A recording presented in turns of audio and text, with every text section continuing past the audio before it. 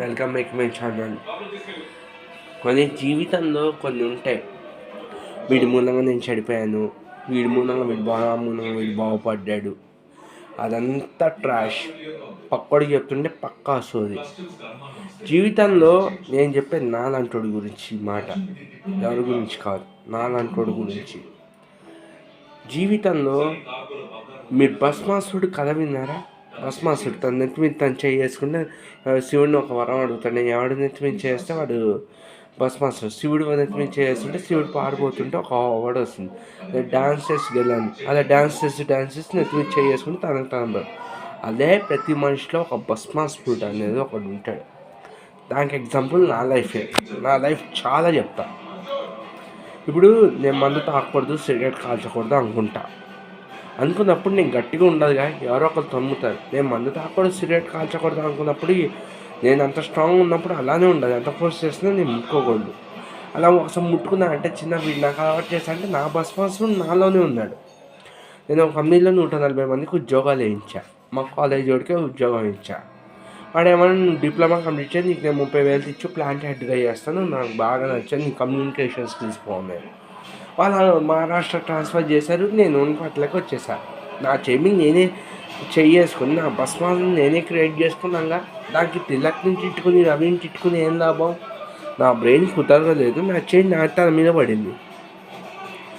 అది నాకు నేను మానేసిన ఒక 5 years తర్వాత ICI స్టాండర్డ్స్ వచ్చింది స్వీట్ పార్టీ ఇస్తుంటే పెద్ద గొడవ అయ్యి నా ఇష్యూ చేయమని తెలిసి ఉదయశంకర్ అన్న అబ్బాయి గొడవ పెట్టుకున్నాడు.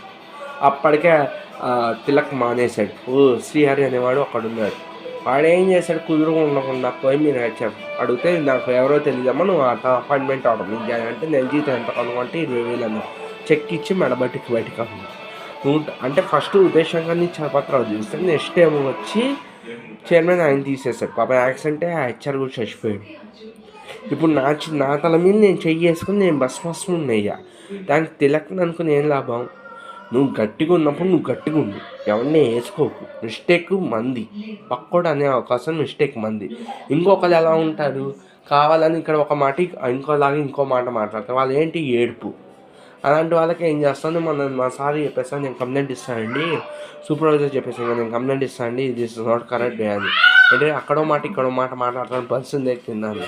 నువ్వు అటువంటి డిసిషన్ తీసుకున్నాను. ఎందుకంటే నాకు చాలా వాయిస్ చూస్తుంది. ఇస్తే కూడా ఎవరు ఊరుకోరు కూడా. అతని మూలంగా అంత ప్రాబ్లం ఫేస్ చేశాను. అతని మూలంగా నేను లాస్ట్లో చాలా సీరియస్ ఇంజూరీ అయింది. నా తల మీద నేను చేస్తాను. లేకపోతే ఈరోజు ఆ కంపెనీలో నా జాబ్ అయిపోయింది. 140 మందికి వేయించాను. 4 జాయిన్ అయ్యారు, 3 మానేసారు. ఒకడు ఉన్నాను, ఒకటి ఉద్యోగం బయటపడి కానీ మిగతా 20 మందిని తీసిపడేసింది. 20 మంది మాత్రం ఉన్నారు. వీళ్ళందరూ ప్రమోషన్ వచ్చింది. నా తల మీద నేను చేసుకుని నేనే భస్మాసున్నాగా. జీవితంలో ఎవడు పార్చేది. మనలో ఒక భస్మాసుడు ఉంటాడు. ఆ భస్మాసుడు నెత్తి మీద రాకుండా చూసుకుంటే చాలు. నేను నా పర్సనల్ ఎక్స్పీరియన్స్ని షేర్ చేసుకున్నాను మీతో. ఎవరిని కించమచ్చట్లే, ఎవరిని అవమానించట్లేదు ఈ వీడియో ద్వారా. నా ఇన్సిడెంట్ నేనే చెప్పుకున్నాను. జీవితంలో ఎవరిని తప్పు పట్టుకోకండి. మీరు స్ట్రాంగ్ ఉంటే మీరు స్ట్రాంగ్ ఉండండి. ఎవరిని కెలికినా మీరు మోసం చేయద్దు. సర్వేజన సుఖనమందు సర్వేశ్వరణ సుఖనమందు. ఈ వీడియో నేను రాజ్యాంగం ఇచ్చినాక నేను ఈ వీడియో చేస్తున్నాను. Thank you very much. ఎవరిని కించమచ్చట్లే, మీ అందరూ బాగా సక్సెస్ఫుల్ లీడింగ్ లైఫ్లోకి వెళ్తాయి. టాప్ 1 లెవెల్కి వెళ్ళి 10 మందికి సహాయం చేయాలని కోరుకున్నాను. Thank you very much. కుదిరితే 10 మందికి సహాయం చేయండి. సహాయం చేయకపోతే కృష్ణారామ అనుకోండి. ఎవరైనా కాల్ చేస్తే బాబు నా తరంగా I will make a cost ఇలాంటి మాత్రం చెప్పకండి. జాబ్ విషయంలో కంట్రోల్గా ఉండండి. ఇది నా personal experience. Thank you very much.